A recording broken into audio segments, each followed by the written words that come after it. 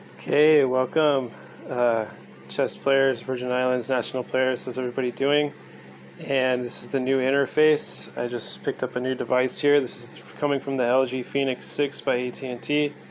Brought to you by your operator, your host Kh1, guys. And here we go. We got a Sicilian defense. Let's get right into it. My opponent here on the FIDE Rapid Arena, Frank Liu from the United States, California, had the white pieces and he started the game with e4 and I responded with c5. Knight f3, knight to c6, and we have the old Sicilian defense on the board. d4 fighting for the center, c captures d4, knight captures d4. We've gone over so many videos like this in the FIDE online playlist for 2020 and 2021, guys. And what does black like to play here? d6, Kasparov's defense, correct. And there's many other ways.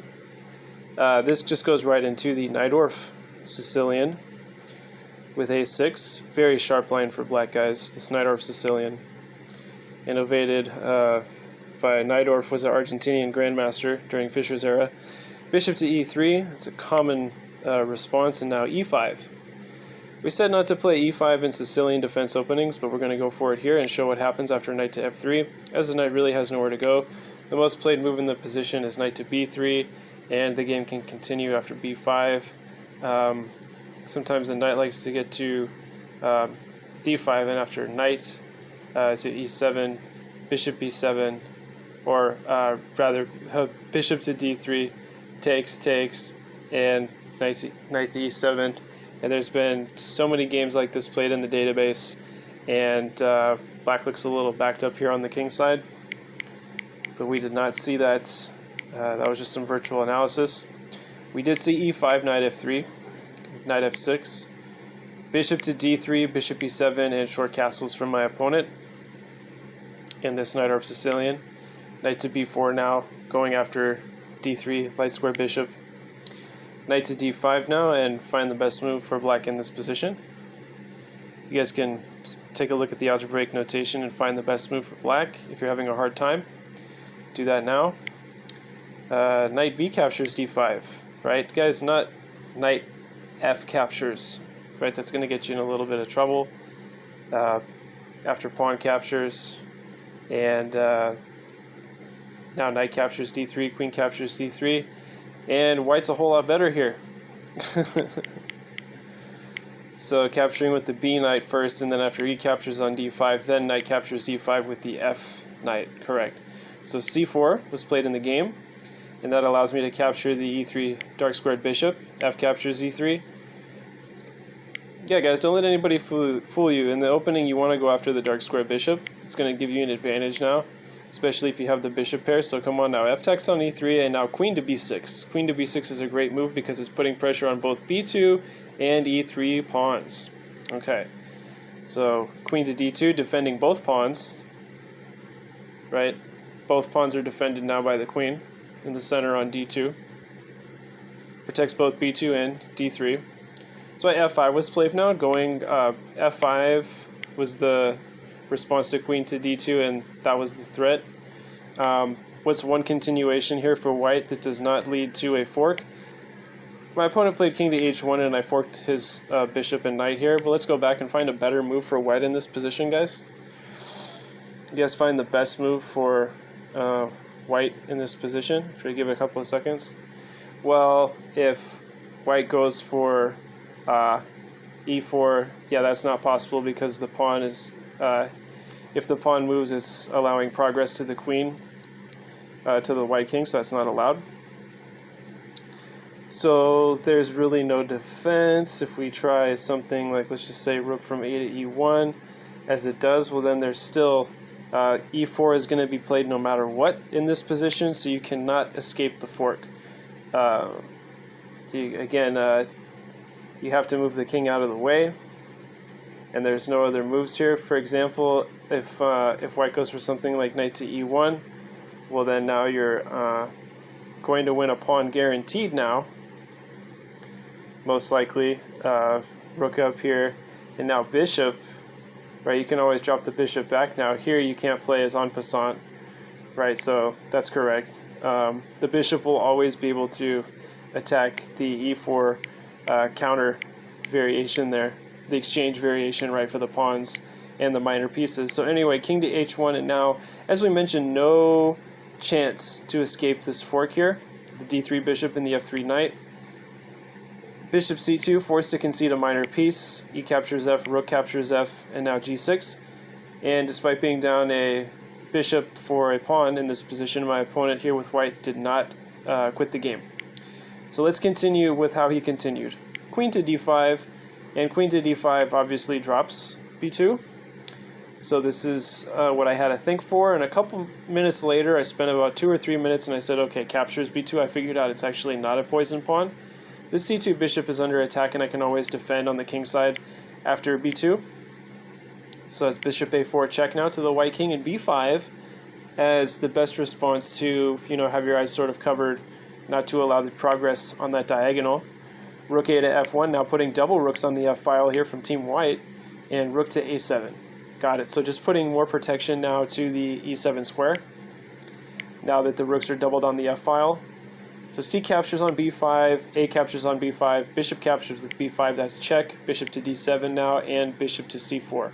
So not going for the exchange here, now just going for the battery assault on f7 to go after that black king. So that's why I had calculated queen b2 was okay, because if my opponent had wanted to set up a battery here to go to f7, I always knew that I could drop back to f6 and play queen f6, and that's a good move in this position. Let's continue. e4, and not taking the pawn here. Again, if you take the pawn, well, then you win the queen, so that's not okay. Just playing a move, offering an exchange of queens now, and my opponent did not take the offer. That's why I was forced to go to king to d8 now square. E captures on f5, white to move, and now with black to move now, trapping the white queen. She will have to be exchanged, otherwise she will be lost for free. And that was why in this position my opponent played the move queen to e6. And now, guys, find the best move for black in this position. If you have the black pieces here, find the best move. Take a couple seconds. We're about 7 minutes in here in this online virtual tutorial from the FIDE Playlist 2021 series. Find the best move for black. Well, I'll give you guys a hint. It is not captures on e6. The best move in the position is actually g captures on f5. And now there is no way to make any progress here. White has to capture the queen on e5, and after d into e, yes, rook captures on f5, sure, and white is up a pawn still for a minor piece. White has a dark squared bishop. Anyways, it recommended here as a response now from black to play just the move bishop to d6. I did not play that. Instead, I played e4. I pushed my center pawn, and this is where the game kind of gets a little more complicated. If it wasn't complicated enough how I explained it, it's going to get a little more tricky here. So it's kind of like phase 2, guys, if you want to keep up and pick up on the intricacies of modern chess. It's not what you think it is. The variants and the combinations and the ways things go in the script and the numbers and the takes and the moves and so on and so forth. It's not what you think. That's why we have to explain it in this manner, because that's the best way to instruct. The pieces don't move themselves. You actually have to put them on good squares, and it's hard sometimes to find out what those are. So that's why we're doing this. Okay, so rook to d1 is mentioned, rook to d7, and now rook to b1. Okay, so obviously white wants to go and check that black king. So after bishop to e6 now, attacking the d6 rook, rook goes to d4, rook c1, check to the black king. And these are all moves being played in the game. King b6 now going out in the open. The black king, as it does my black king. Bishop to d6 now attacking the rook, but first saying rook to b1 check, going backwards. Rook c1, and not offering a draw here. If I put my king on c7 again, guys, it will be a forced draw by threefold repetition. So find the best move position. Find the best move now in this position for black, as chess is a very complicated game, and find the best move for black in this position after I give you a moment. Pause the video. Right, not repeating moves and not going for a draw, but rook to b4. Basically, not offering an exchange, but forcing an exchange. White having to take here, and bishop b4, recapturing. Rook captures on e4, attacking the dark squared bishop, but that's okay. Now king to a5 is resourceful. Rook e5 check to the black king. King b6 getting out of the way. Bishop b3, some sort of defense, but not threatening checkmate, as there are back rank issues now for Team White. So, guys, chess is always a sword fight over certain parts of the board, and then once those little section of the boards of the board is fought for, then you start going for the king. So you do all kinds of little detailed, minute, busy work in certain places, and then once things are said and done and advantages are declared in certain sectors of the board, you have the 64 squares, then you start going for the king. That's typically how chess works. Newsflash. So, okay, rook e6 check, and it was here that king c7 was played, h3, and now rook f1. King h2, and bishop to d6 now, and that is a forced check to the black king.